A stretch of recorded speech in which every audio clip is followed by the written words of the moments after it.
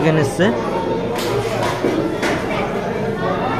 দেখো fried rice পড়ে আছে, সাদা ভাত পড়ে আছে, স্যালাড, বেগুনি, মাছ, সবজি সব পড়ে আছে। তোমরা সবাই লাইক, কমেন্ট, শেয়ার এবং সাবস্ক্রাইব প্লিজ করে দেবে। সবাই এখানে দেখো সবাই বসে আছে, এখানে একটা ফটো তুলছে, খাচ্ছে। দেখো যদি ভালো লাগে তো লাইক, কমেন্ট, শেয়ার এবং সাবস্ক্রাইবার। চলো তোমরা দেখতে থাকো, আমি খেতে থাকি।